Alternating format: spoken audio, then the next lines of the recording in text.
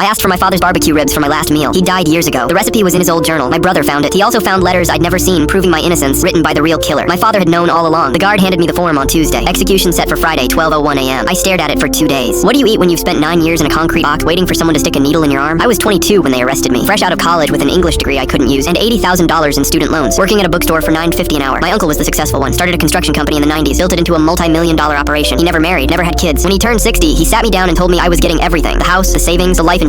I didn't know everything meant $312,000 until the prosecutor told me at trial. The fire happened on a Saturday night in March, 2:17 a.m. My uncle's house went up like a tinderbox. They found his body in the bedroom. Smoke inhalation. The arson investigator determined it was intentionally set. Gasoline poured around the basement. My fingerprints were on the back door from helping him move furniture the week before. My alibi was garbage. I'd been home alone, asleep, and I'd made the mistake of mentioning the inheritance to my roommate. When he dies, I'm set. My roommate told the cops. The cops told the prosecutor. The prosecutor told the jury. The trial lasted 8 days. My uncle's business partner testified on day 6. Gray hair, expensive suit, the kind of face people trust. Did the defendant ever ask about the will? The prosecutor asked. Yes, several times. He seemed very interested in the details. I'd asked once, casually, but he made it sound like I'd been obsessed. The jury deliberated for 4 hours. Guilty. First-degree murder. The judge gave me death. I remember looking at my father in the front row. He was staring straight ahead, wouldn't meet my eyes. After sentencing, I tried to talk to him. Dad, please, I didn't do this. He turned his back, walked out. That was the last time I saw him. I sent my father letters for the first 2 years. Long, desperate letters explaining my innocence, begging him to believe me. He never responded. When my father died of a heart attack in April, I found out from the chaplain. My brother couldn't even call me directly. 9 years of hoping he'd believe me. 9 years of silence, and now he was gone. The execution date was set for 2 months later. When the guard handed me that last meal form, I almost threw it away, but then I thought about those ribs. 4th of July, every summer of my childhood. My father standing at the smoker, beer in hand. Secret recipe, he'd say, goes to the grave with me. I figured if I was going out, I might as well taste something that reminded me of better times. My brother drove 6 hours the next day, found the journal in the attic, leather-bound thing my father had kept since the 80s. He called my lawyer Thursday night, 10:47 p.m., 14 hours before my scheduled execution. I found something, the recipe, but there's more. Letters tucked in the back, dozens of them. My blood went cold. Letters from who? The business partner. He confessed to everything. I stopped breathing. The first letter is dated 3 months after your conviction. He was begging Dad for forgiveness, said he couldn't live with the guilt. Why did he kill him? Uncle was going to dissolve the partnership. The partner had been embezzling money to pay off gambling debts. Uncle found out, told him he was going to the police, so he burned the house. 9 years. 9 years of waiting to die for something the business partner did. There's something else. My brother's voice was barely a whisper. There's a bank statement. Deposits. $50,000 a year. From the construction company. The floor dropped out from under me. Dad was taking money. Started the year after your conviction. 9 payments total. Almost $500,000. My father knew I was innocent. My father had proof. And he'd sold my life for $50,000 a year. They stayed my execution at 4 p.m. 2 hours before they were supposed to kill me. The business partner was arrested the next morning. Under interrogation, he broke in 2 hours. Admitted everything. The fire. Framing me. Blackmailing my father. I was released 3 months later. The state paid me $4.2 million.